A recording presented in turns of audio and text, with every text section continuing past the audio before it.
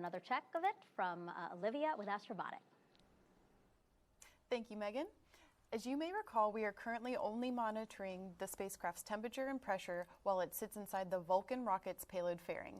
And we're checking in with my team members in Mission Control, and Alex Van Hoven, one of our flight directors in the very back row. He is providing us updates directly. Our mission team confirmed the spacecraft's levels are nominal, and we continue to be ready for launch. And I'd like to take this time to say a well-deserved shout out to the entire Astrobotic team in Pennsylvania, California, and even a few remote workers. I'm sure you're all watching right now, and we thank you for your continued commitment to this mission and to lunar exploration. We really, really couldn't have done it without you. Now, as we sit tight for launch, we'll continue to monitor Peregrine. For now, back to Megan at the host desk.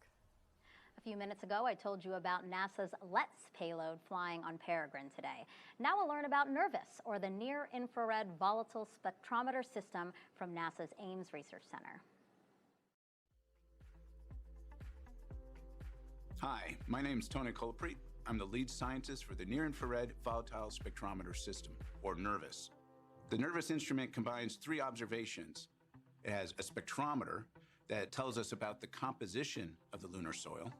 It has a high-resolution camera that tells us about the fine-scale structures of that soil. And it has a temperature measurement that tells us the temperature of the lunar regolith. NIRVIS combines all these three measurements to help us better understand the compounds that are on the surface of the moon. Particular compounds we're interested in are volatiles. A lunar volatile is a compound that is very sensitive to temperature. At low temperatures, it's solid. At high temperatures, it's a vapor. Water is a good example of a lunar volatile. We believe water is manufactured in sunlit regions of the moon, either through solar wind or through micrometeoroid impacts, and then migrates to the poles of the moon where it's captured into dark, permanently shadowed craters. If there is water at the poles of the moon in substantial quantities, that might be of incredible importance and use to human exploration going forward. Now, we still have 3 more NASA payloads to tell you about flying on NASA's first commercial lunar payload services launch. But now we want to turn the broadcast over to ULA. Amanda Sterling will walk us through the rest of the Vulcan rocket's inaugural flight through launch and ascent. And then Olivia and I will be back around 15 minutes after liftoff to continue monitoring Peregrine. ULA will join us in just a few seconds.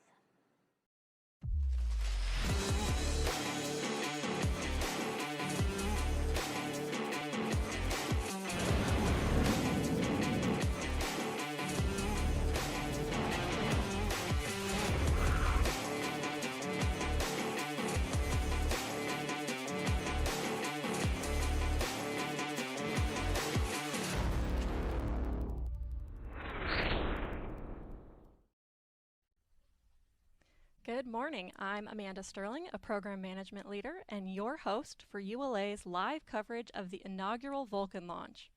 I'm joining you from ULA's Advanced Spaceflight Operations Center at Cape Canaveral Space Force Station in Florida.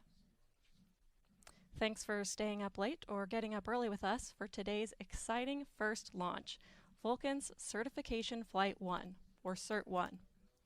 This is the first of 2 planned test flights to support full certification of the Vulcan rocket for U.S. government missions. On board the Vulcan rocket today is Astrobotic's Peregrine commercial lunar lander on a mission to intercept the moon, and the Celestis Memorial Spaceflight Payload Enterprise, flying to deep space with the Centaur upper stage. Liftoff is scheduled for 2:18:38 a.m. Eastern, and we have a 45-minute launch window this morning. In addition to watching our webcast, you can also follow the live mission progress at ulalaunch.com. About 30 minutes ago, the count entered a 60-minute planned hold. We have 2 planned holds in our launch count, which give our team additional time to resolve any issues prior to entering the terminal count. Began the design of Vulcan and what that meant? Yeah, when we started the design of Vulcan, we were looking at our national security space customer and designing a launch system that would meet their needs. And we focused on being able to provide lift for the most difficult, stressing mission, which is a high-energy mission. We designed a launch system that's flexible. We have the ability to add solid rocket boosters, take them off, to tailor the performance that we need for that particular customer's mission. We have an extremely capable upper stage in the Centaur 5 that provides performance that exceeds all the capabilities that our customer needs. And in the end, we've got a launch system that exceeds all of our national security customers' requirements and enables us to provide performance for commercial customers or other customers that will meet their needs now and into the future. That's great. And as we look at how the customer received that vision, we definitely saw that they were aligned with it as they contributed to the development from the Space Force to NASA and commercial customers. And so I was wondering if you could also talk on the partnerships that you had in the development. Yeah, from the beginning, we partnered with industry partners who have expertise and capabilities to help us bring new innovative technologies, as well as to leverage existing technologies. So we brought a very capable yet new design forward that was a low-risk option. We partnered with Northrop Grumman on development of new solid rocket boosters. The first variant of that flew on Atlas with a tailored version that was tailored to provide specific performance for Vulcan. We partnered with Rocketdyne on development of RL-10 and implementation on that, again, first flight on Atlas and then flying again on Vulcan. Partnered with Beyond Gravity on composite structures.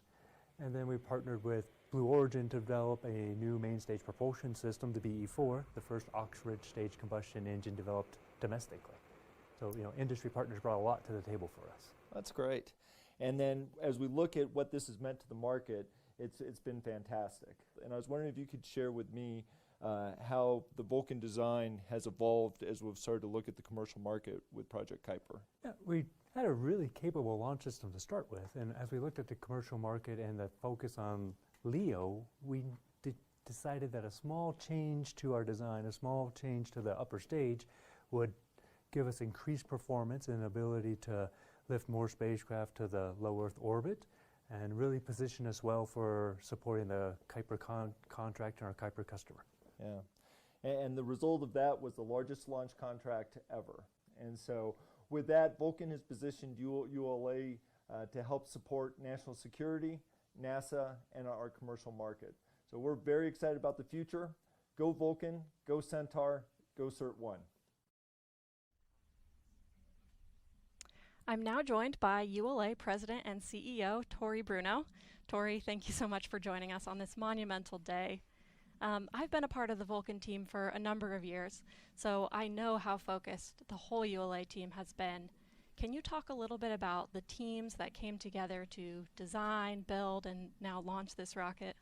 I am so proud of our people, and I think we had exactly the best possible team. We've got folks that designed rockets before, like Atlas and Delta, but we also have the majority of our team, people like yourself, that are earlier in their career, know the new tools, aren't sort of handcuffed by some of the conventions that we used before, and can do really creative and innovative work while also not making the mistakes of the past. Absolutely, and Vulcan is such a unique rocket. What are you most proud of about this vehicle? I'm really proud of the fact that we still service the high energy marketplace, a unique thing that is really important to our nation's security, that no one else has an architecture that will do that, while at the same time breaking all the rules and having the dial-a-rocket architecture that gives it the flexibility to reach down into that LEO marketplace and be very competitive there as well. Absolutely. So we're getting pretty close to liftoff now. How do you expect to feel watching the Vulcan rocket lift off for the first time? Tremendous excitement and anticipation. I got to tell you, I've done over 400 launches. They're all the same. I always get butterflies. This one's really special because of what it means to our country, to our customers, and to the team that has worked so hard, including you, Agent Sterling. Well, thank you so much for joining us. We'll let you get back to it so you can make sure you watch liftoff, and let's go. Go Vulcan. Thank you.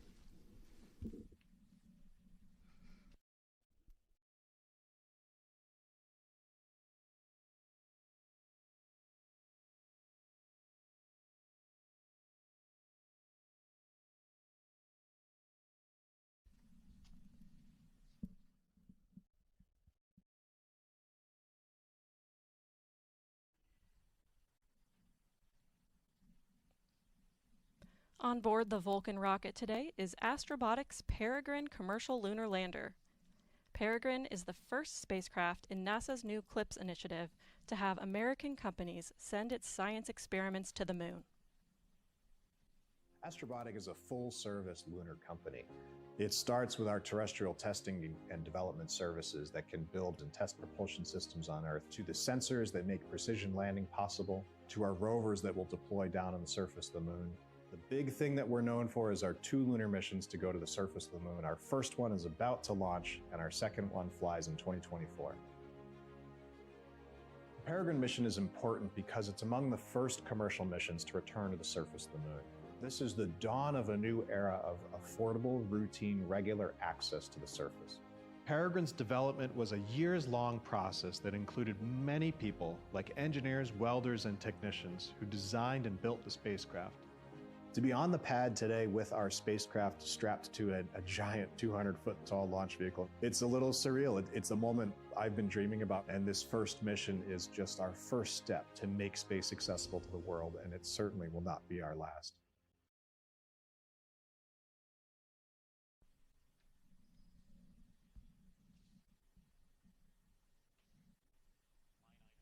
Line item 911 has been disabled. Roger.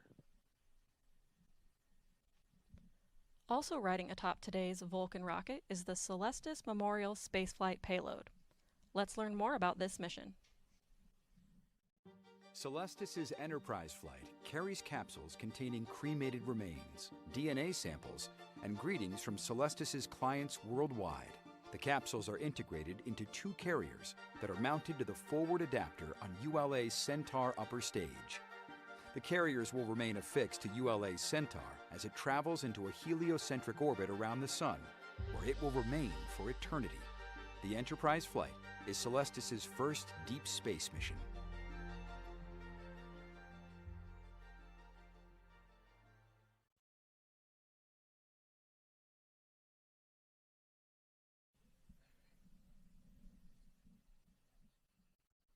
Flight control, LC.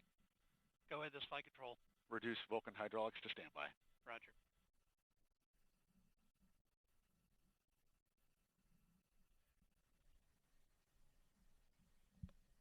Today's rocket includes the American flag across the inner stage, as well as logos on the payload fairing representing ULA, Vulcan, and Astrobotic. While this is the inaugural launch of the Vulcan rocket, the CERT-1 flight test marks ULA's 159th launch. Let's learn more about this innovative new rocket. Launch. Maintain operational silence in the LCC. Go, LOX 2. Center LO2 at flight level. Roger. Terminal count briefing. If a condition exceeds a launch constraint, anytime after the terminal count status check, the observer shall announce hold, hold, hold on channel 1, identify their station, and briefly state the reason for the hold. RLM, verify redline monitor and event table on the correct configuration for terminal count. Verified. As we approach the terminal count pole, let's check in on today's weather. The Space Launch Delta 45 forecast for this morning's launch is looking good.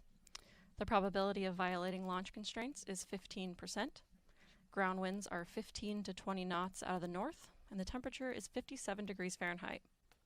The primary concern for launch is the thick cloud layers rule. minus 11 minutes.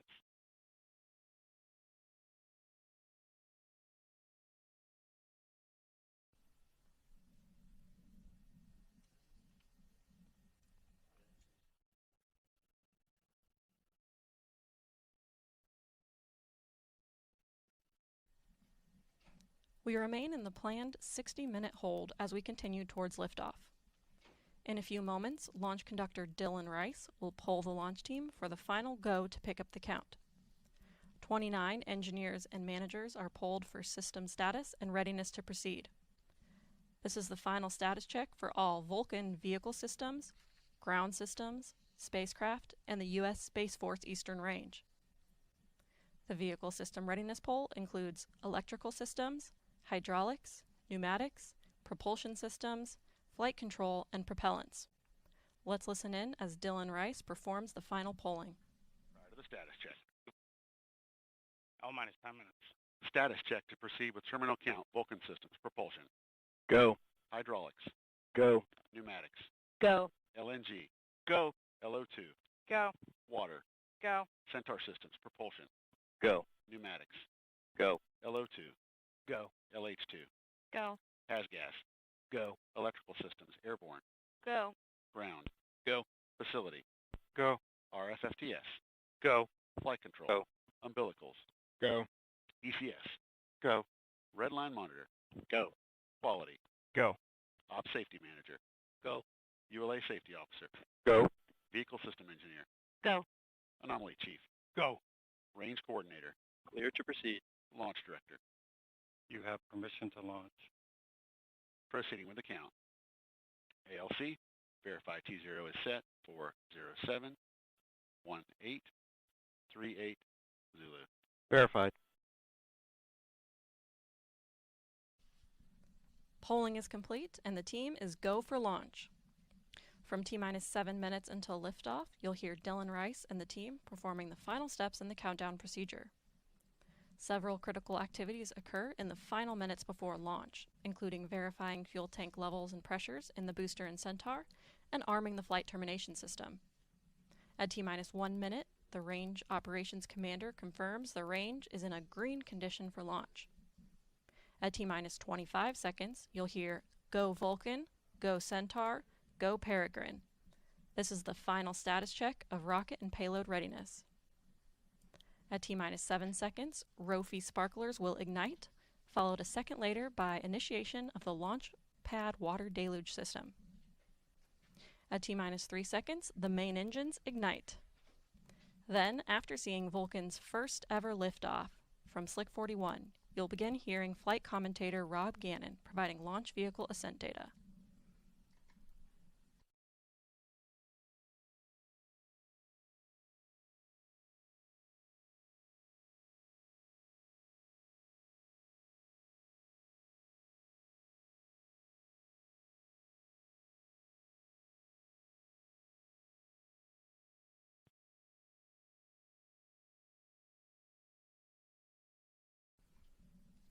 This is Vulcan Mission Control at T-minus 7 minutes and holding. We anticipate releasing the hold in just a few moments.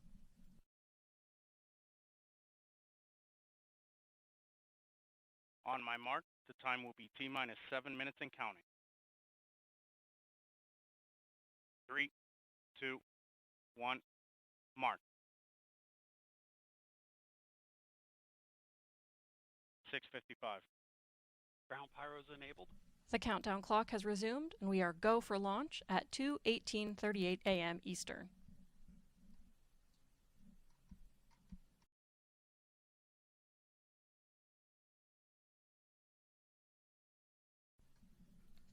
After liftoff, ULA's Vulcan rocket will head east from Space Launch Complex 41. Here's a look at today's ascent.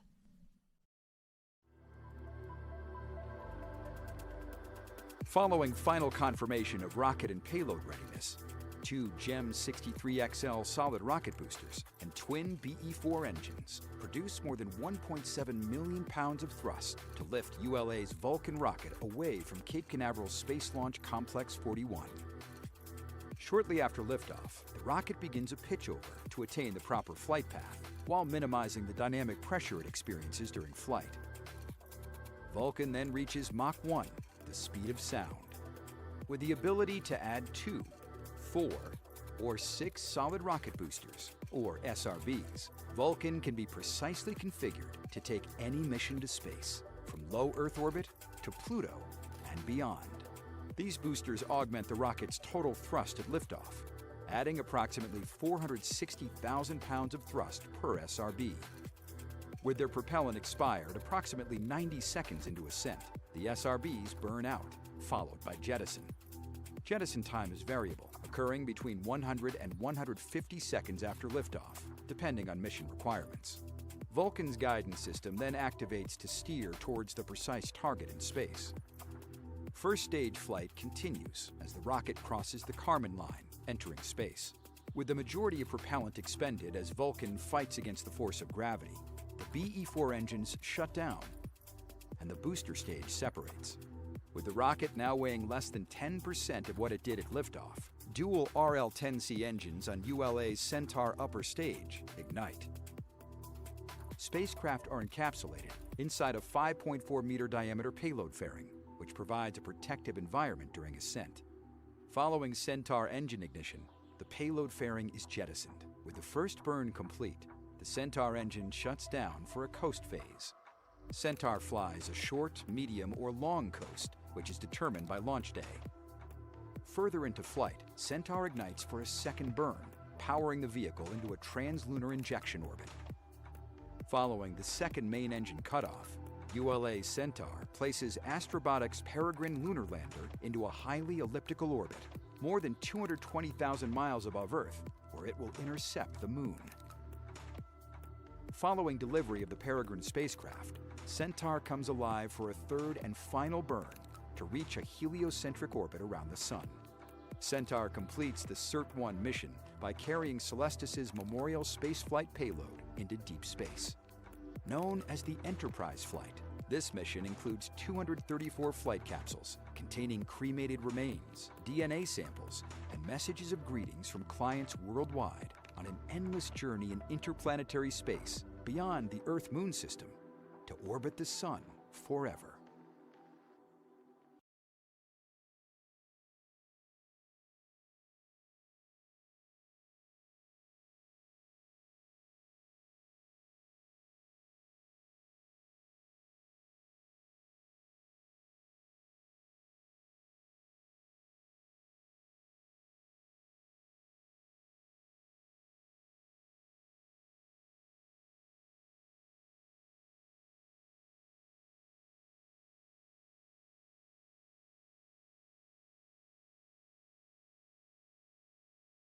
$249. FTS internal.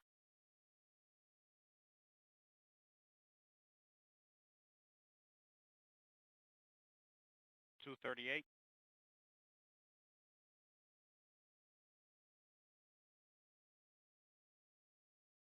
$230. CLO2 PLP started.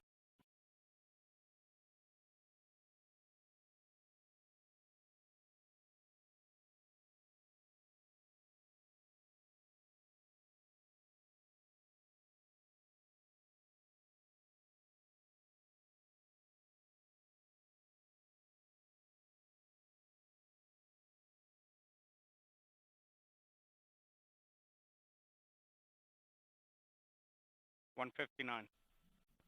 Vehicle internal. T-minus 2 155. minutes. The launch vehicle, payload, ground systems, and Eastern Range are go for launch. For those of you just joining, I'm Amanda Sterling, and I'm your host for today's live coverage of the inaugural Vulcan rocket launch. The team is not working any issues, and we're on track for an on-time liftoff at 2:18:38 a.m. Eastern Time.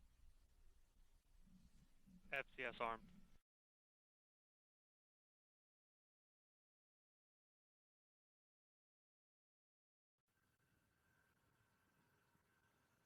$120. FCS count started.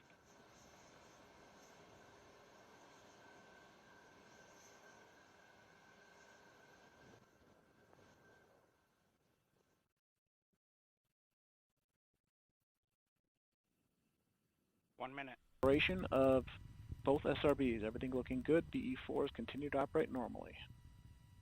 Coming up on 2 minutes into the mission. We are now 17 miles in altitude. We just heard confirmation of solid rocket booster jettison. We have about 3 minutes until we reach our next mission event, booster engine cutoff. And we see booster PU correcting towards a nominal MR, everything looking good. Both engines continue to burn normally.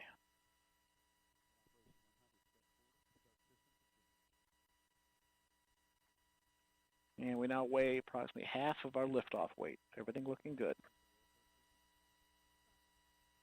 And we fired the pyro valve, activating the reaction control system. On the upper stage, pressures are rising. As expected, PE4 continues to operate normally.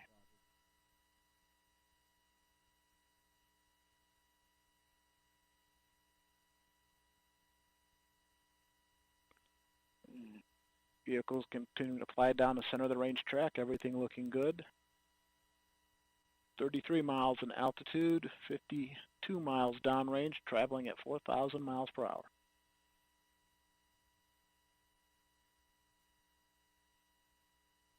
Continue to see excellent performance out of the BE-4s. Chamber pressure nice and smooth.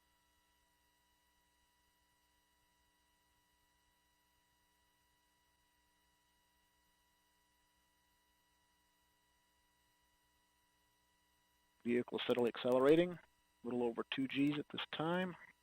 Good body rates. Nice and smooth operation of the booster. 47 miles in altitude, 95 miles downrange at 5,500 miles per hour. Engines continue to burn normally, everything looking good.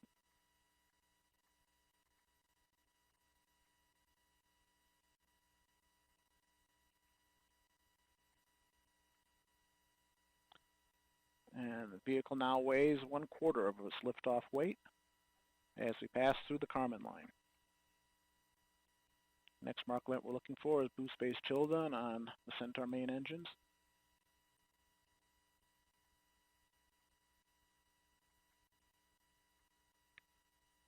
Booster mains continue to operate normally.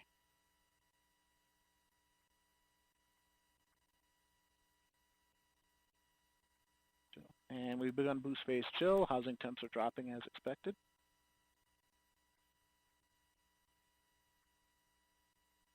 Approximately 10 seconds to BECO. Throttle down in preparation for BECO. We've completed boost phase chill down. And we have cutoff. Coming up on Vulcan Centaur separation. We have Vulcan Centaur separation. Everything looking good. Coming up on the Centaur phase.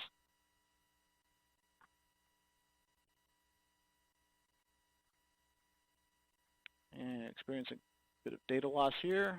We've recovered the data.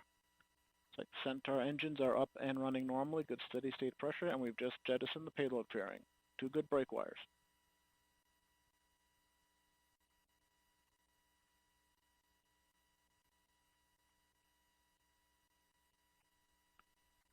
And good steady state operating levels on the Centaur mains. 2 good engines. Gone to open loop control on Centaur PU. This is Vulcan Mission Control at T plus 5 minutes 57 seconds.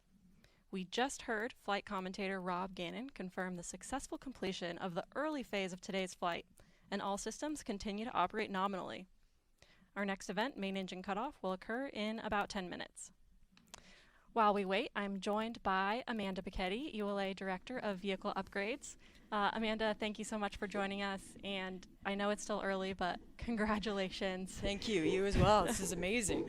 How did it feel to watch the Vulcan rocket lift off for the first time? Oh, just absolutely amazing. I didn't expect it to be the way it was. It just, my heart is still pounding. It was excellent, and just I'm so proud of all the work that the team did to get where we are today. Absolutely, and developing a new rocket is an enormous endeavor of which you were a huge part. Again, we're still early, but how do you imagine the whole Vulcan team is feeling right now? I feel like they have to be the same way, you know, smile ear to ear. I know the team is at all our sites, friends and family. They've been supporting us for many years to get to where we are, so I'm sure they are jumping up and down just like me. It's been amazing. How is the Vulcan rocket going to change the industry? Yeah, that's a great question. So Vulcan is very much based on our heritage rockets, the Delta IV and Atlas V vehicles, but we've brought in a lot of new innovation and capabilities that are going to allow us to even better support our warfighters, exploration, as well as connecting the world. And the great thing about Vulcan is it's highly versatile, meaning we can use that vehicle to do anything we want, allows for affordability for anybody who needs access to space. Absolutely. And so this is the first certification flight. What are the next steps for Vulcan after this? Yeah, so with the first flight, we are well under the way from a certification perspective. We do have a second flight that we'll need to do here later this year. Once that completed, we'll have about 2 months or so of post-flight data testing, and then at that point we will be certified by the U.S. Space Force, and we will be ready to fly all of their important payloads for them. Awesome. Well, again, thank you so much for joining us, and we'll let you get back and watch the next mission Excellent. events. Congratulations again. Thanks, you too.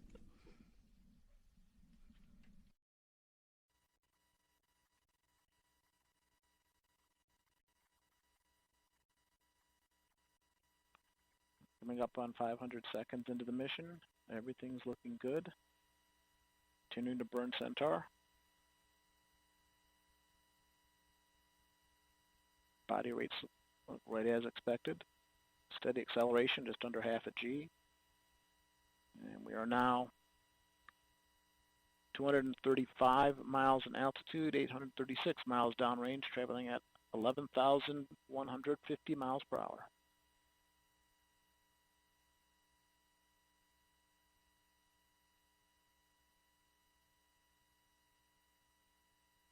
Continue to see nominal performance from Centaur.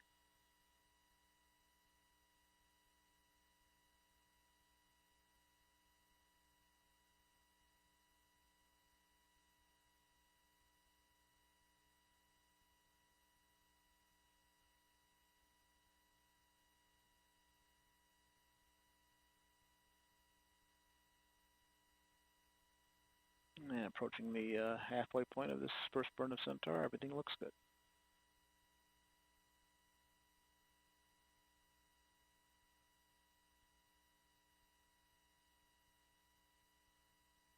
We're now 1,000 miles downrange, traveling at 11,500 miles per hour.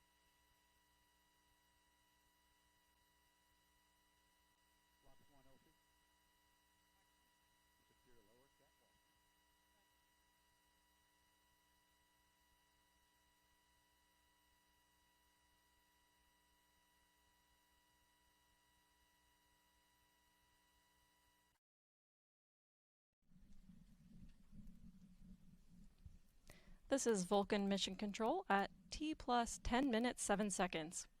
Our next event, main engine cutoff, will occur in about 5 minutes.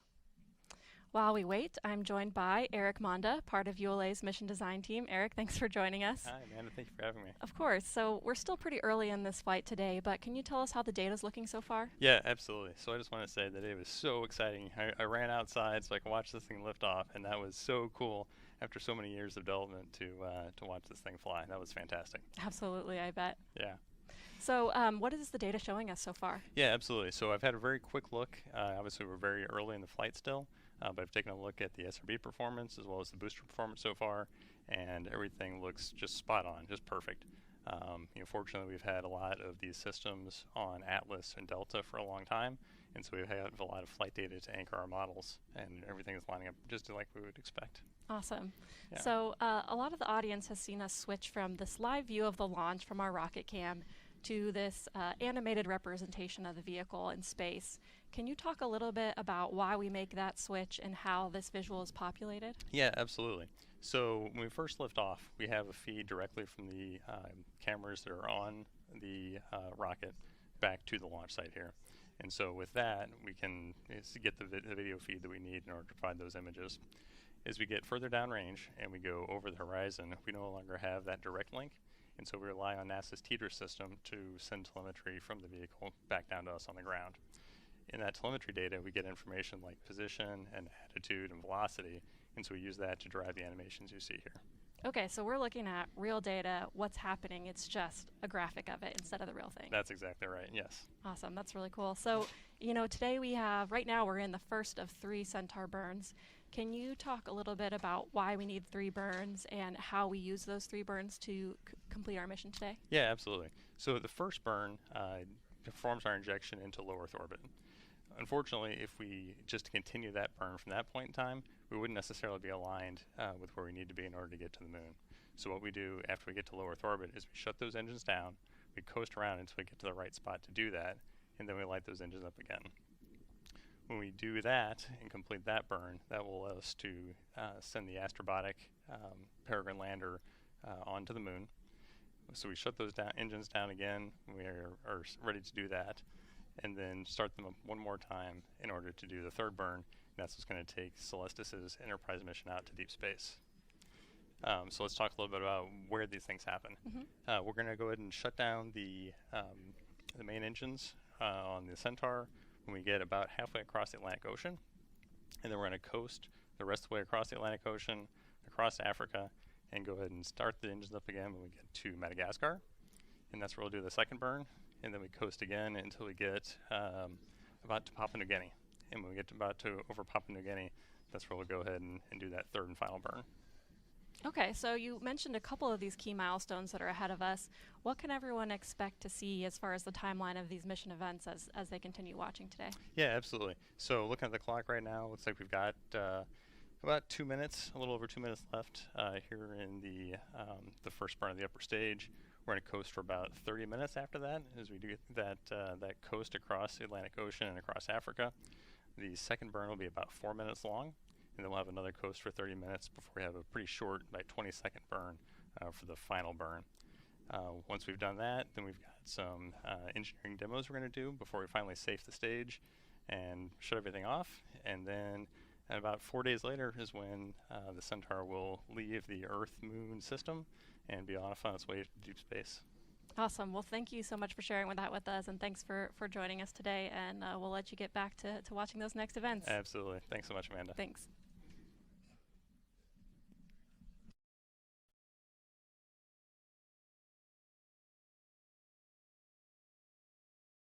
PU system is steadily making the correction down to a nominal MR.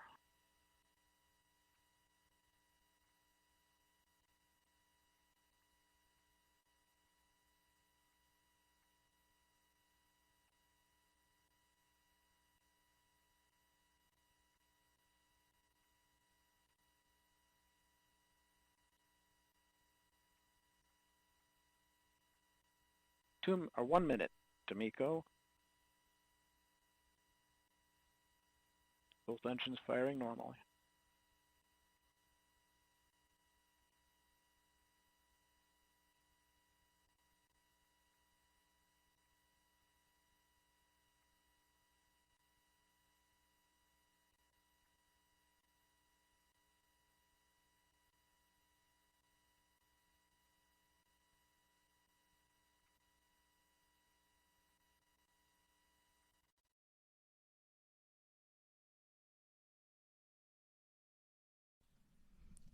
This is Vulcan Mission Control at T plus 15 minutes 30 seconds.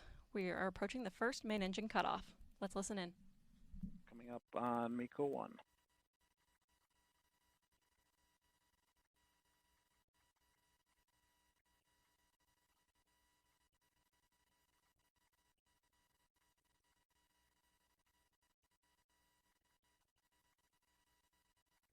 On to open loop control on MECO. We have cutoff.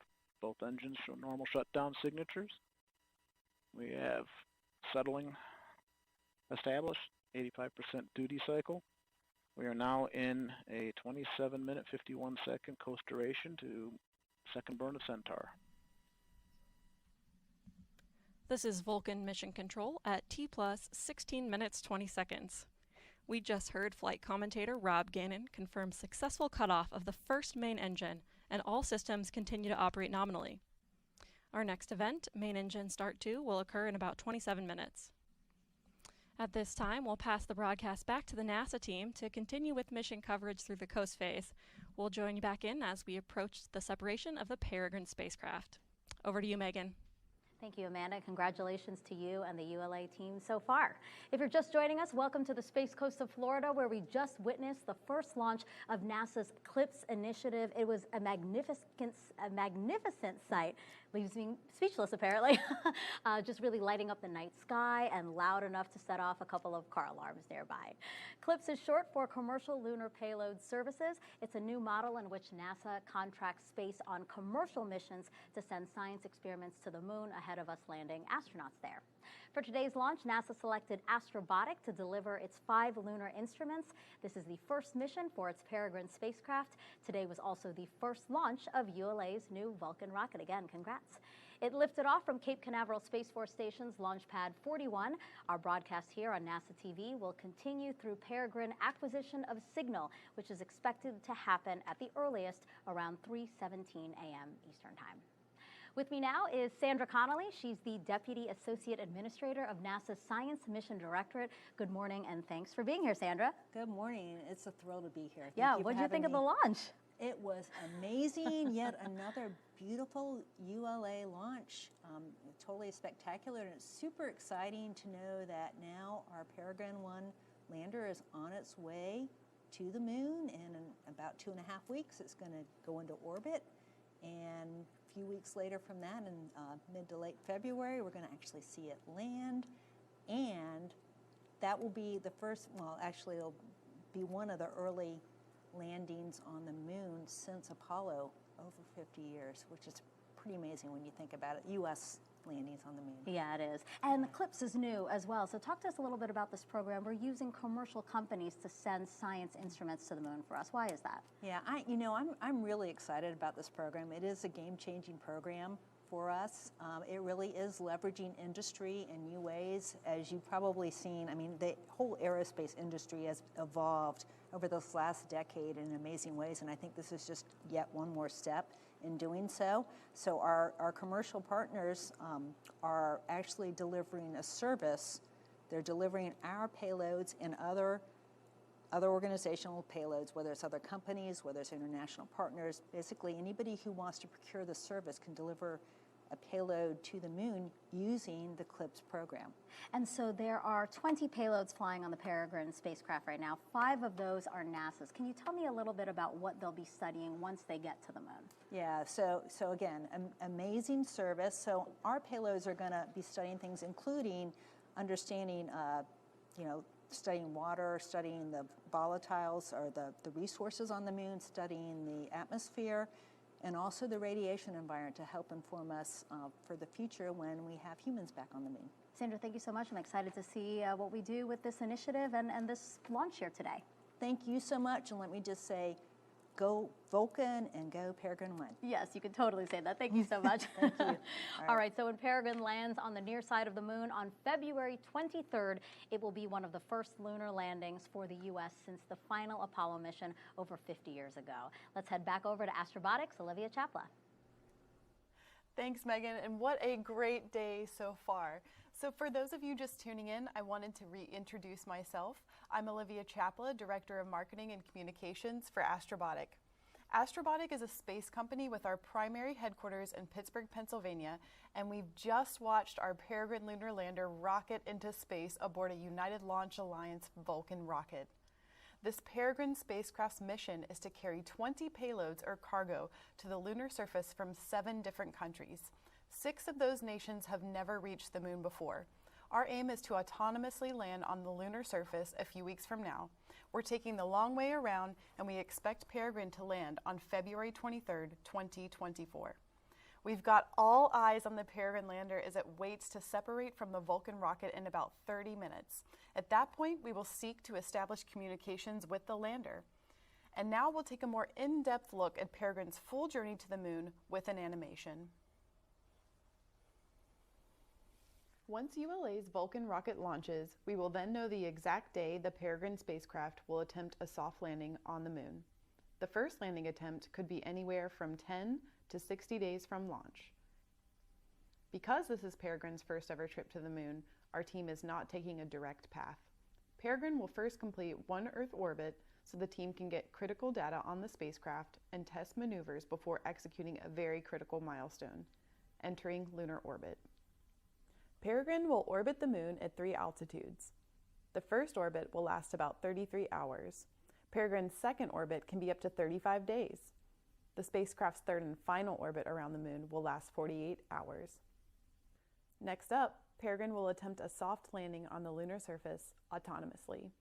The team will issue a landing sequence that will command the spacecraft to enter a descent orbit. About 15 kilometers from the lunar surface, an exciting powered descent begins. While we wait for the Peregrine spacecraft to separate from the Vulcan rocket and begin that exciting journey to the moon, I have Astrobotic's founder and Chief Executive Officer, John Thornton. Hi there, John. I understand you are currently at ULA, just a stone's throw from where I am now, and we both just saw ULA's Vulcan rocket achieve liftoff with our very own Peregrine aboard. Tell me, after waiting for this moment for years, how are you feeling? It's a dream. This is the moment we've been waiting for 16 years, and I'm standing in mission control, and we just had a beautiful launch. Thank you, ULA. So excited. We are on our way to the moon. I can tell you and everyone else are in a really excited buzz today for sure. So tell me, what else do you think is the most important thing about our Peregrine mission today? So this is the beginning of the dawn of a new era for the surface of the moon and how we think about space. This is an opportunity for commercial payloads to fly to the surface of the moon on a regular, routine basis. That means our nation's scientists, our world scientists, can access the moon in ways never before possible. And we are seeing the beginnings of that right now as we speak on our journey to the surface of the moon. Our first mission carries 20 payloads from all over the world. 6 nations on board the mission will touch the surface of the moon for the very first time. It's a phenomenal, exciting mission to be a part of, and it's a real honor to be here today, and I could not imagine a better start to the mission. That's true. And what do you have to say to the Astrobotic team and to all of the payload customers who made today's mission possible? For 16 years, we've been pushing for this moment today. And along the way, we had a lot of hard challenges that we had to overcome, and a lot of people doubted us along the way. But our team and the people that supported us believed in the mission, and they created this beautiful moment that we're seeing today, working incredibly hard to make this possible. I can't thank the thousands of people between our team, our suppliers, our partners that have made this moment possible today. It's an unbelievable feat, and it is the culmination of all of everyone's effort coming together for this moment, believing in this possibility that a small company in Pittsburgh, of all places in this country, can lead America back to the surface of the moon. Thank you, John. Well, I'll let you get back to the team that are in Florida with us as we wait for the Peregrine spacecraft to separate from Vulcan's rocket in about 30 to 40 minutes. For now, back to Megan. Thanks, Olivia. Oh, thank you.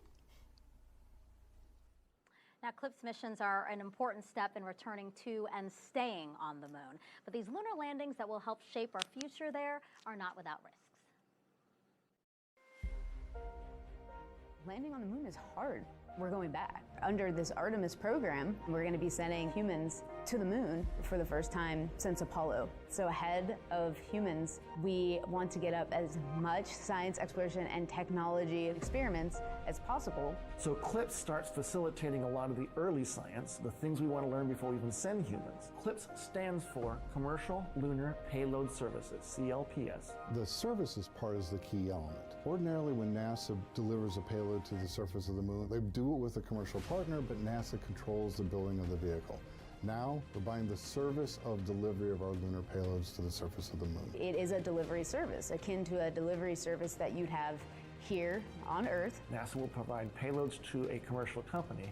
They decide how to get it to the moon. They have to develop their own lander, but they also have to manage the entire end-to-end mission. It's meant to provide affordable, rapid, frequent access to the lunar surface through American companies. We're funding different companies. We have commercial companies that are competing to win task orders to deliver our payloads to the surface of the moon. One of the goals when we started CLPS was to help establish a lunar economy. Somebody has to do it first, and then it becomes commercially available. Then they're able to crank them up. Then they're able to make it more affordable. And so the lunar surface is just the next frontier for a commercial environment. But we had to acknowledge up front, all the way through the highest levels of the agency leadership, that some of them will fail. These missions may not be as successful as a traditional NASA mission. We have accepted the risk that going through this innovative approach with these commercial companies, that there could be some failures. Some of them are new companies. None of them have ever successfully landed on the surface of the moon. So they're going to learn lessons. We need to give our vendors the opportunity to learn. And so that'll help ultimately buy down our risk as these companies learn, okay, what does it take to actually build up the lunar lander, integrate payloads, get to the lunar surface and land safely? They've been able to demonstrate that they have very, very good technical depth and the ability to design and execute missions. We're willing to take more shots on goal. And we aren't risking human lives. And in the big picture, if we're flying missions at 1/10 of the cost of a NASA mission and we fail 2 of them, we still get 8 missions for that same price. Even with 1 or 2 or 3 failures, this is still a very economical proposition. It's a risk posture which is more risk tolerant than NASA is accustomed to. There's not a single one of these companies that's willing to bet their mission on a coin toss. Every one of them is doing what they can in order to have the most successful mission possible. But the important thing to realize is that risk tolerant does not mean risky. And the rewards are a long-term ability to get payloads to the moon inexpensively, frequently, and rapidly.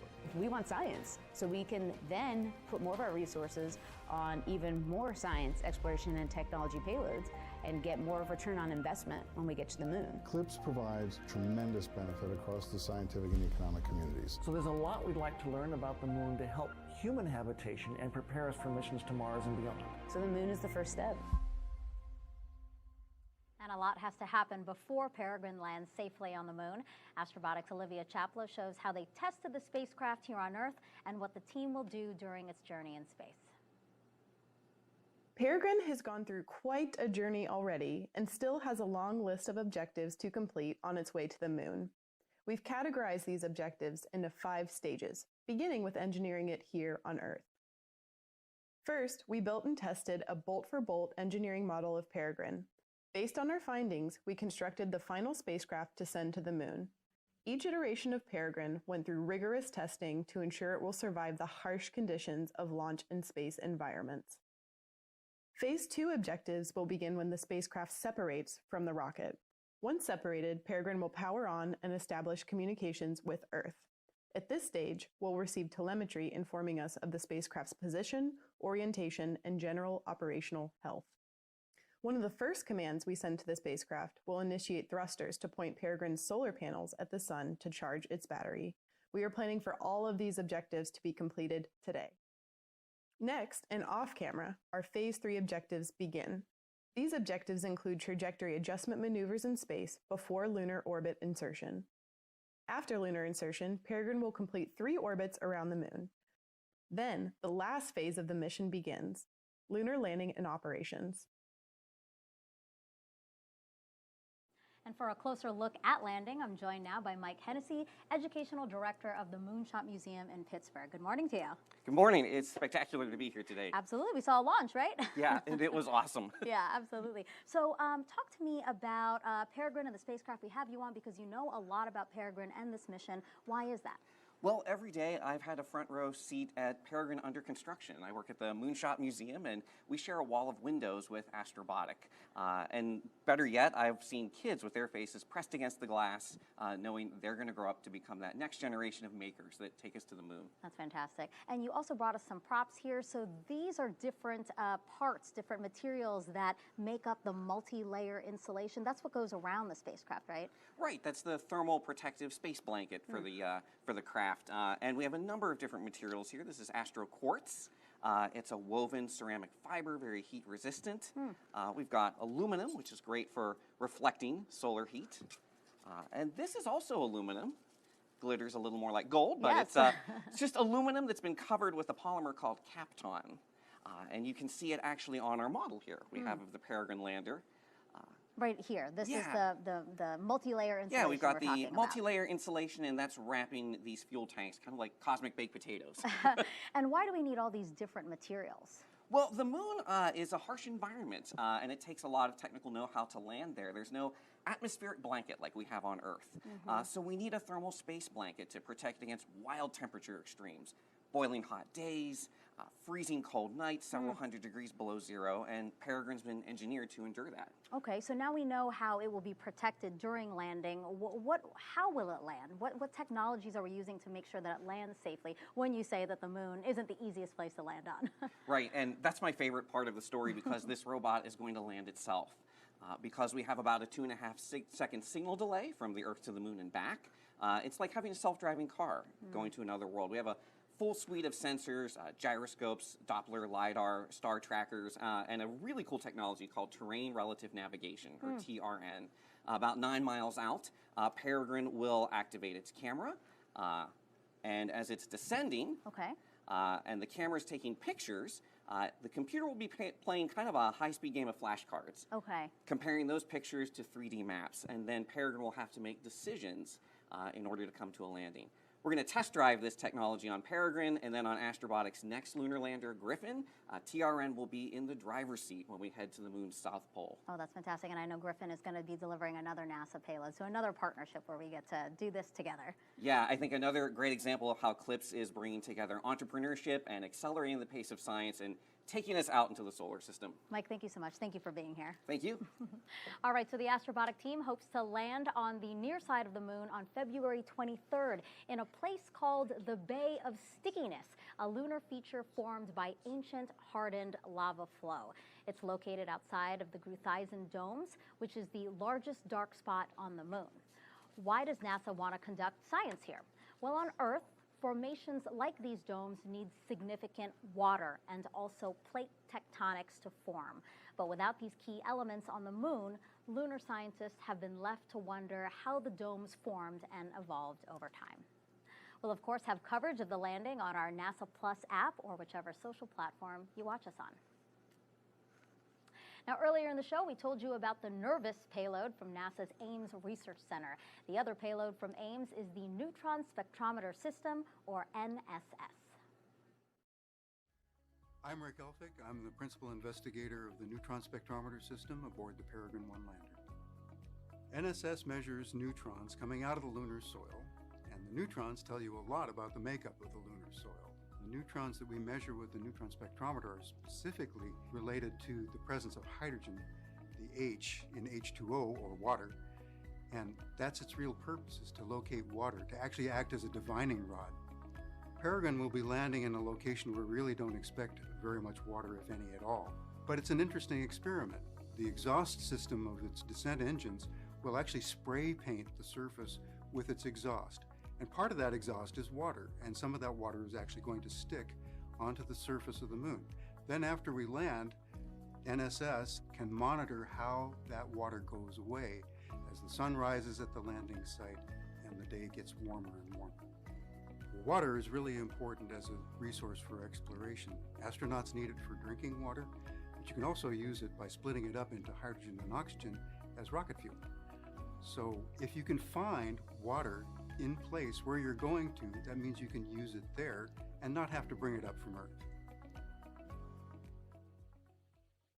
Now, NASA has 2 more payloads flying to the moon today. We're going to tell you about both of them in just a few minutes. But first, let's introduce you all to Chris Culbert, Program Manager for CLPS out of NASA's Johnson Space Center. Good morning to you. Good morning, Megan. Thank you. It's a wonderful day. It is. We just watched the launch. What did you think? It was amazing. Oh, my God. What a wonderful feeling. That rocket was gorgeous. Yeah, and so NASA has 5 payloads hitching a ride. Tell me about the different things that they'll be studying and why they're studying those things. So, this early mission for CLPS, this is our first mission. So our first 2 early missions are mostly carrying small instruments that help us learn more about the environment at the moon. As we get further into CLPS in future missions, we'll raise the complexity and start studying more complex, more difficult questions. But at the beginning, we're mostly trying to characterize what the moon is like, what the radiation does, what kind of environment we can find there. It doesn't have an atmosphere, but there's particles and dust and other things. We're trying to get more information about that so that we can help guide future human missions more effectively. And how soon could we see data from some of those instruments so that we can start creating that fuller picture? We'll start getting data back within hours of landing on the moon. Wow. Now, the scientists will need some time to analyze that information and turn it into the kind of information that helps guide future missions. But we should be getting data back from the moon within a few hours of landing, and we'll all the way for as long as 14 days on the moon. We'll be gathering that data. But the scientists will then take that information offline and analyze it for a while. So basically, these missions, these instruments that we're sending, they're scouting the moon for us. Yes. Yeah, they're telling us what the moon is like, helping us understand what we need to know so that we can take humans there safely. It also allows us to better design future instruments and other experiments that will pinpoint the kinds of things we need to know about the moon to be able to work and live there. Chris, thank you so much. Thank you for being here. You're welcome. Okay, so we're now less than a few minutes away until the Peregrine spacecraft separates from Vulcan's center upper stage. We're going to go back to ULA for that milestone, but before that, another quick status update on Peregrine from Olivia. Thanks, Megan. And now I'm checking in on Astrobotic's mission control team. In about 20 to 30 minutes, they're expecting Peregrine to power on and then try to communicate with them on the ground. Peregrine will establish ground communications with NASA's Deep Space Network, and then we will begin receiving telemetry. As we wait for those milestones, here's an in-depth look at the inner workings of the Peregrine lunar lander. And now we'll take a look at the Peregrine spacecraft. You'll notice that we've removed the MLI or multi-layer insulation so we can better see the inside of the spacecraft. Throughout Peregrine's journey, they'll keep an eye on the spacecraft's temperatures, pressures, power levels, and communications system. Solar panels at the top of Peregrine charge its batteries to power the spacecraft. Moving down towards the center of the spacecraft are the payload decks. You'll notice the decks have a unique isogrid pattern that we've used as an inspiration for a lot of our graphic design for the mission. This structure pattern optimizes the sturdiness of the payload decks while also minimizing its weight. Affixed to these decks are all 20 payloads. 20 individual pieces of cargo from 7 different countries are aboard these 2 main decks. Peregrine has 12 attitude control system engines, called thrusters, that are used to orient the spacecraft. You can see 4 large propellant tanks filled with monomethyl hydrazine and multiple mixtures of oxygen-nitrogen, or MON, as oxidizer. Mounted to the bottom of the spacecraft are 5 main engines that will slow the craft down as it approaches the lunar surface. These engines use a hypergolic bipropellant pressure-fed system.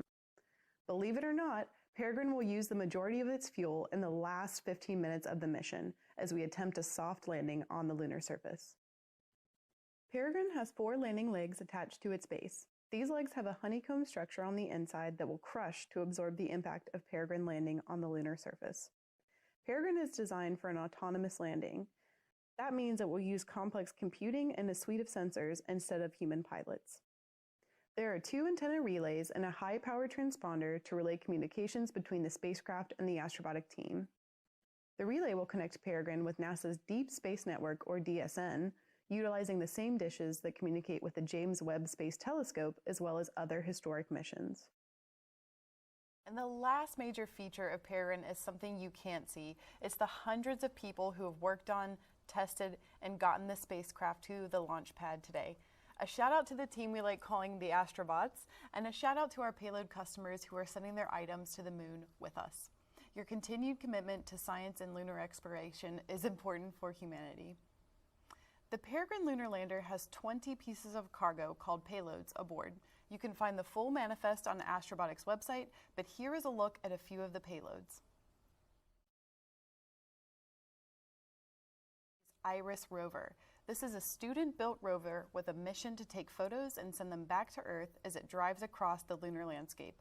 Once Peregrine lands on the moon, IRIS will deploy to the surface to begin its mission. And here we have another Carnegie Mellon University payload called Moonark. Moonark is seen as a cultural museum to the moon.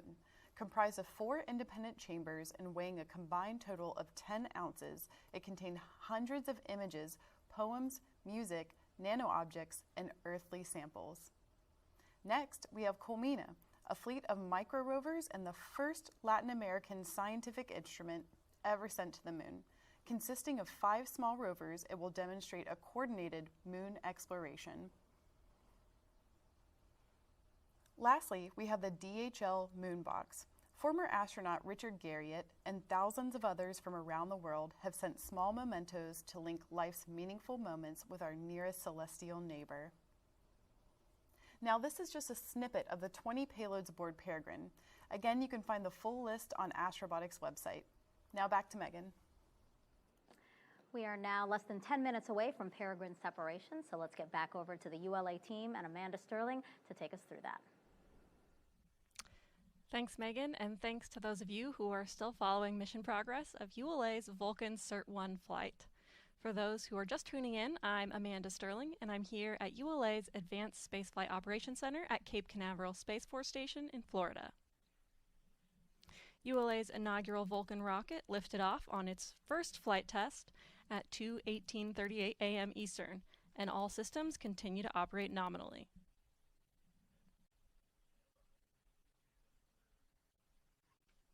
Minute, 1 second burn.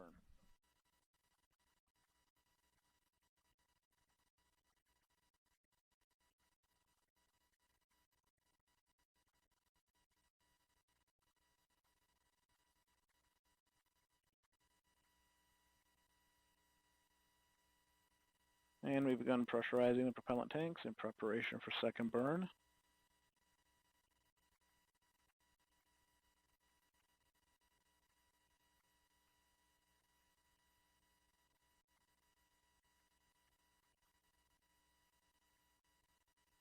Coming up on LH2 pre-start.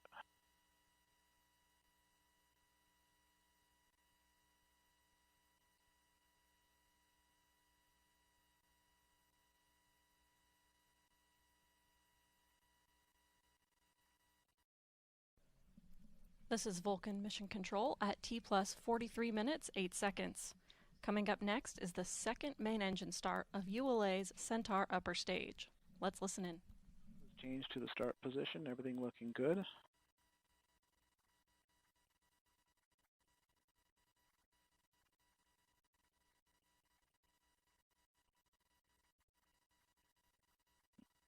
About 15 seconds to mess.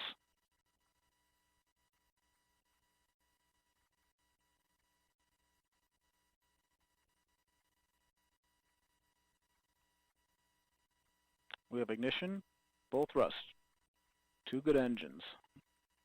Everything looking good.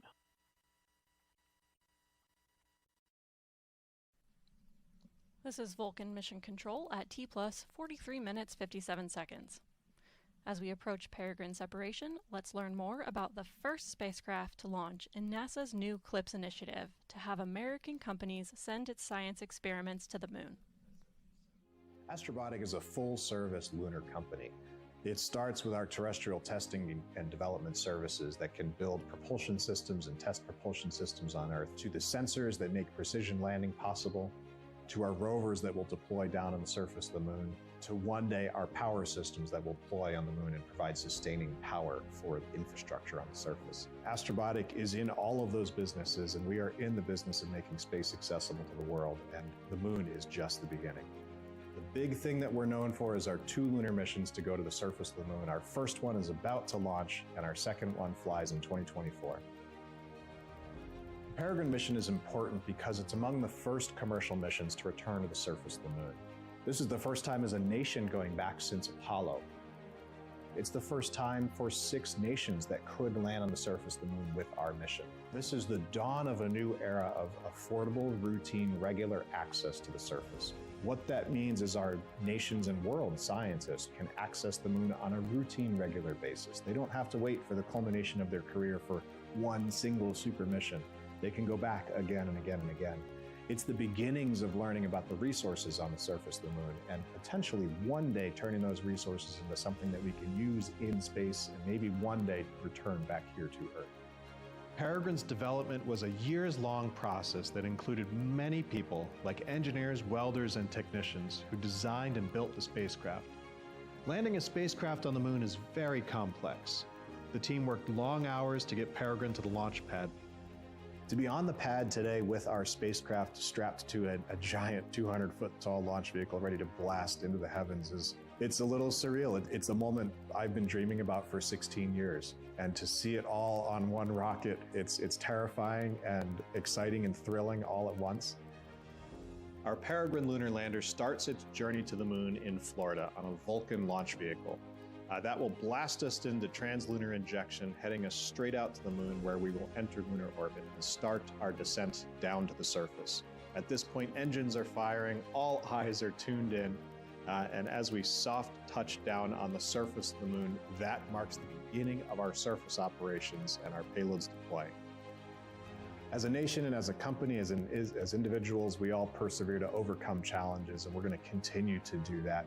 And this first mission is just our first step, our first attempt to make space accessible to the world, and it certainly will not be our last.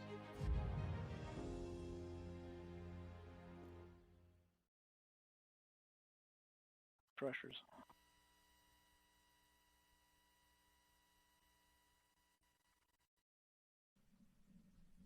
This is Vulcan Mission Control at T plus 47 minutes, 8 seconds. We're a few seconds from the second main engine cutoff. Here's Rob Gannon. 30 seconds to nominal MECO.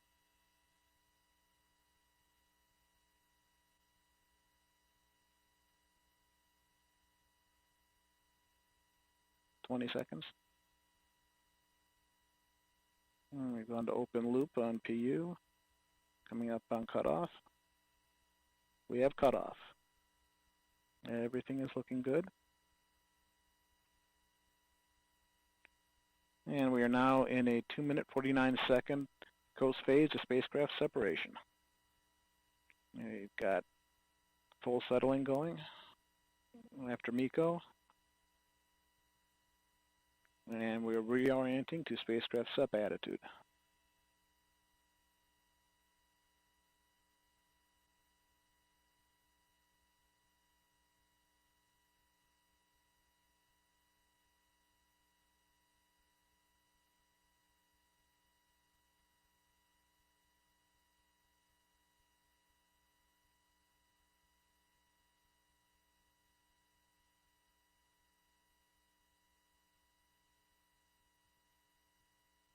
And continue to maneuver to our MES 2 attitude.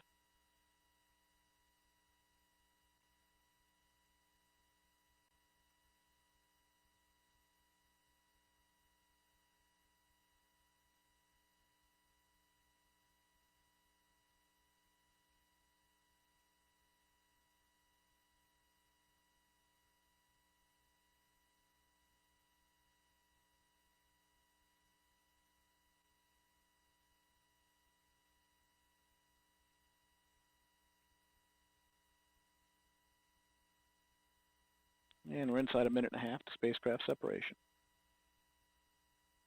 Body rates are nulling out.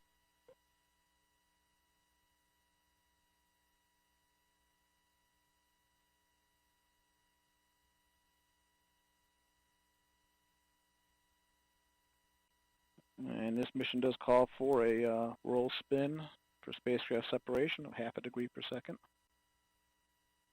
We'll be starting that maneuver shortly.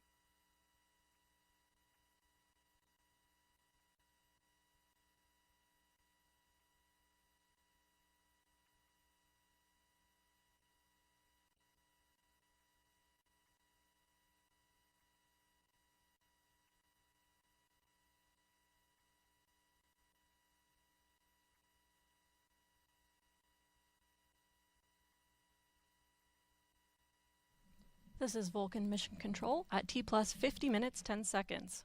Vulcan has executed all mission events expected, and we are now approaching delivery of the Astrobotic Peregrine commercial lunar lander into a highly elliptical orbit, more than 220,000 miles above Earth to intercept the Moon. Let's return to flight commentator Rob Gannon as we approach separation. We are spinning down.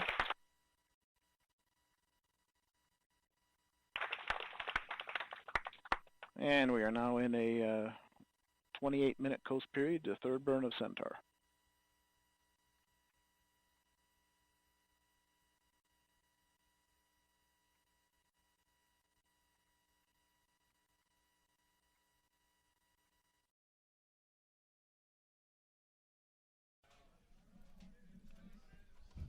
This is Vulcan Mission Control at T plus 51 minutes 6 seconds. We just heard confirmation of Peregrine spacecraft separation. I'm now back with ULA President and CEO Tori Bruno. Tori, our first Vulcan rocket just delivered its first payload to orbit. How are you feeling? Yeehaw! I am so thrilled. I can't tell you how much. Absolutely. And again, we're not completely done with the mission here today. Is there anything else that you want to share with the audience?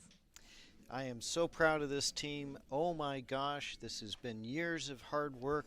So far, this has been an absolutely beautiful mission back to the moon and off to our next burn, where we will do our final payload deployment to that heliocentric orbit for the memorial. Our team has done such a good job. Bravo Zulu to everyone. This is it's hard to describe. Yeah, absolutely. I feel that too. So again, thank you so much for joining us on our show. Congratulations, and we'll let you get back to finish the rest of the mission. Congratulations to you. Give me a hug. All right.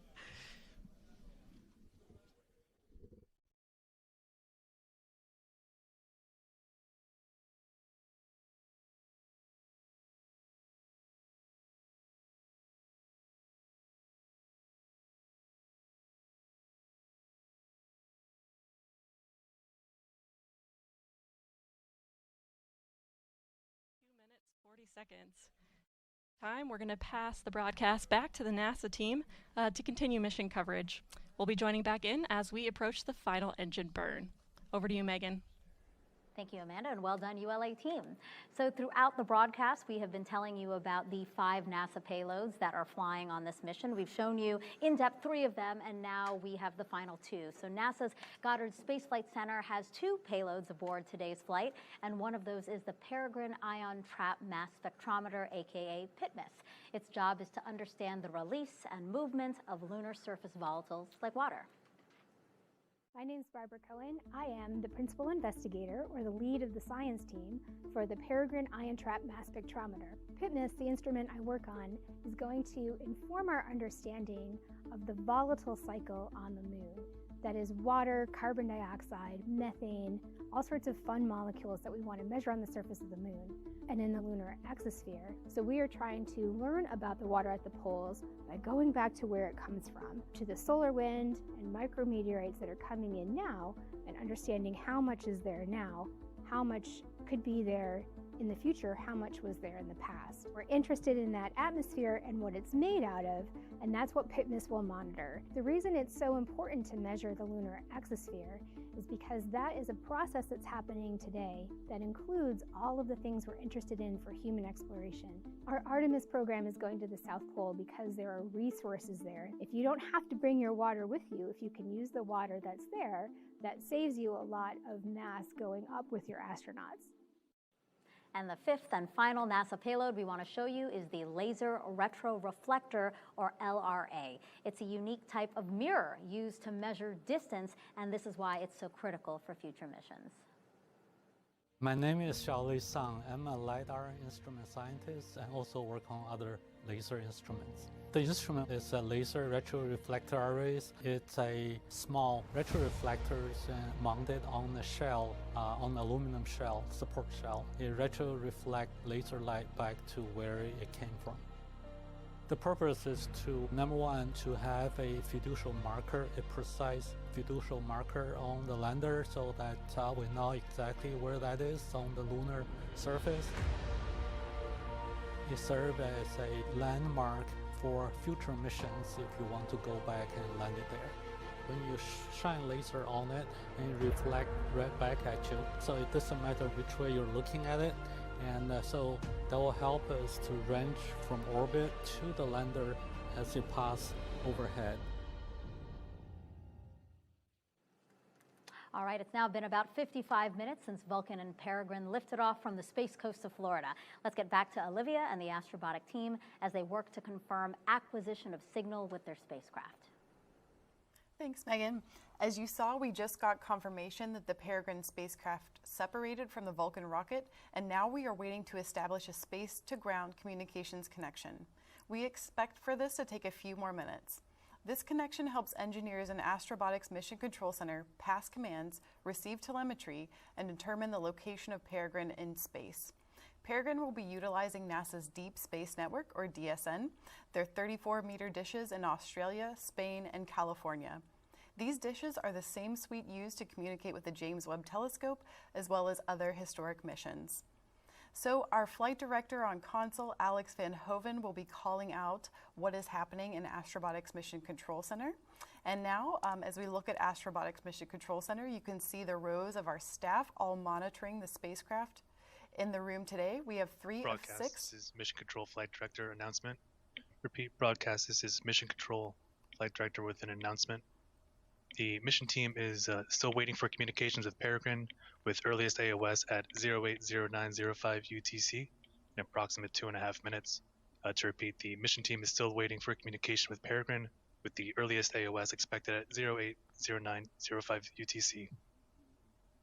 And folks, that was Alex Van Hoven, our flight director on console. He is calling out UTC times, or sort of space times, and we're waiting for that acquisition of signal with the Peregrine spacecraft.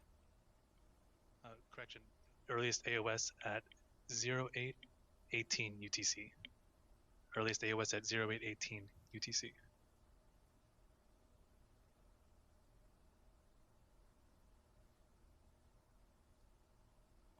Now you can almost see Alex Van Hoven in the back row, right below the eye in Astrobotic. You can kind of see his head. Maybe he'll stand up for us at least one time, we'll see. He's very focused and busy.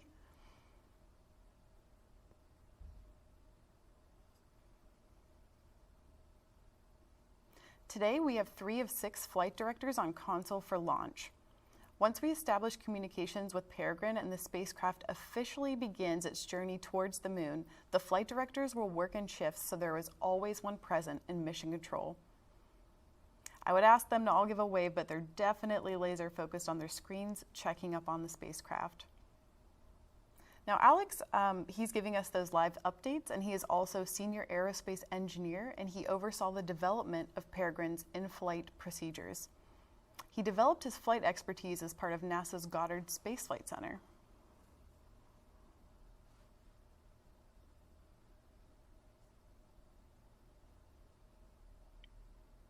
Broadcast Mission Control Flight Director announcement. I repeat, broadcast Mission Control Flight Director announcement. At this time, Astrobotic has confirmed that we have established communications with Peregrine, and we are now receiving live telemetry.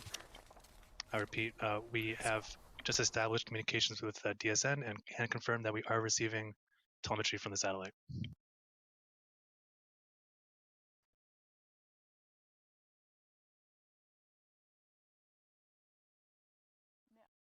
Now, confirming, my goodness, we have received signal with the Peregrine spacecraft, and we are communicating it with it here on Earth. You just heard it from Alex. The team will begin sending commands to Peregrine to continue its journey to the lunar surface. What an incredible day. Now, thank you so much for continuing to tune in with us to watch this historic launch of Astrobotic's Peregrine lunar lander on its journey to the moon. I'm Olivia Chapla with Astrobotic, and it is such a happy day for Astrobotic. I'm kind of speechless.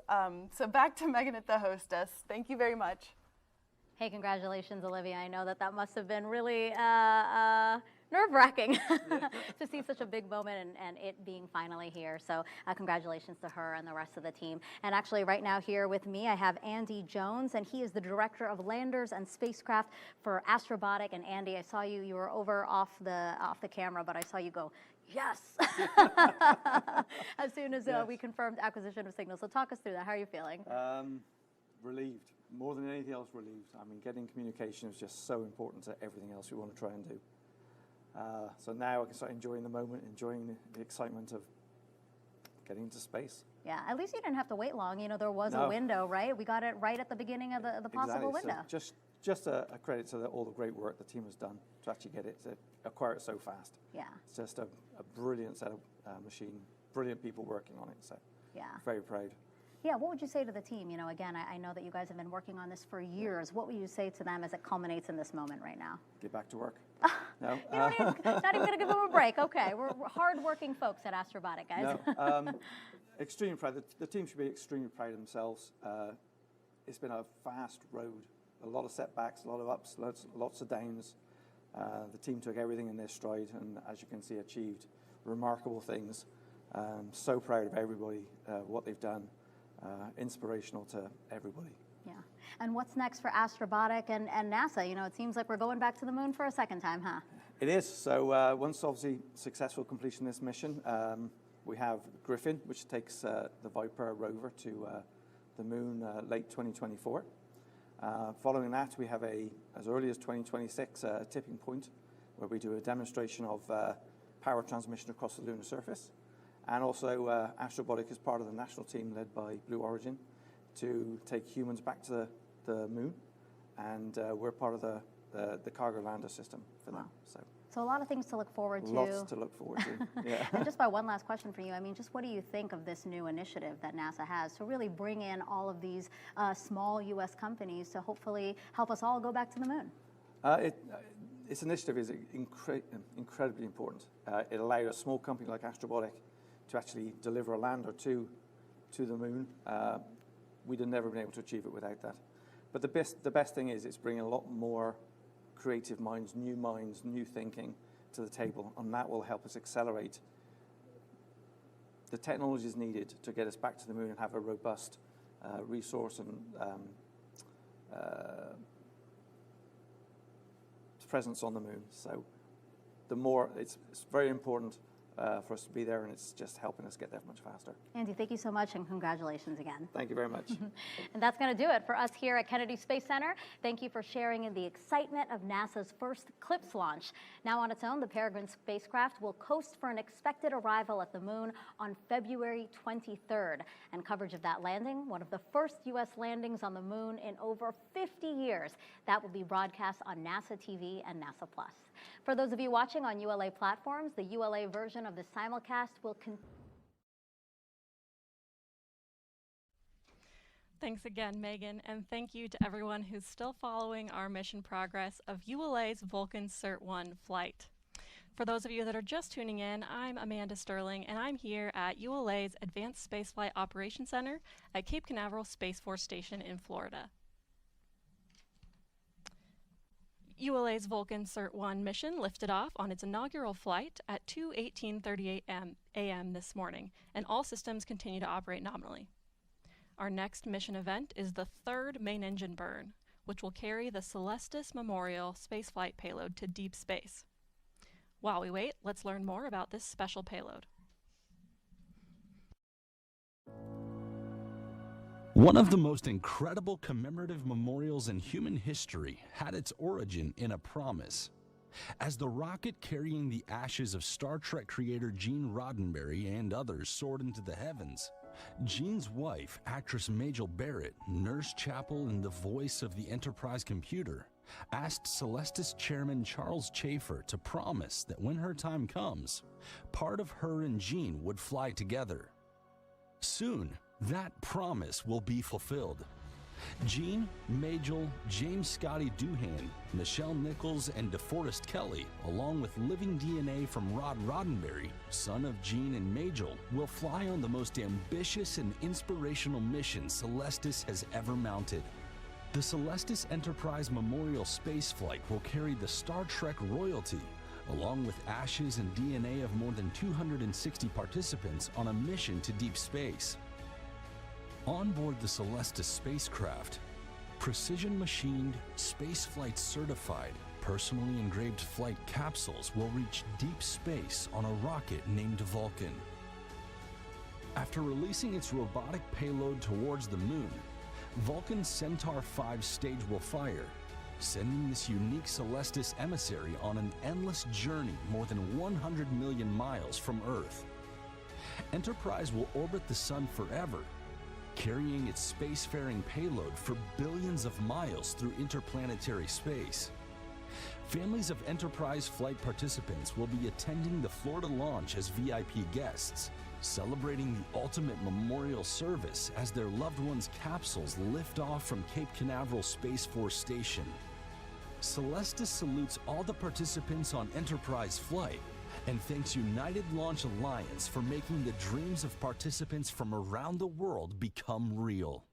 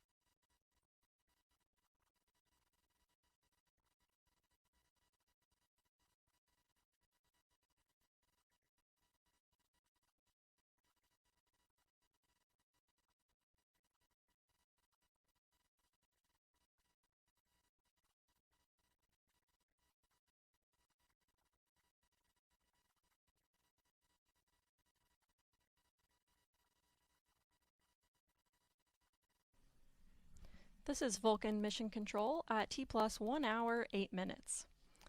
The Vulcan rocket we saw today has a distinctive look. Here is a behind-the-scenes view at how this was accomplished.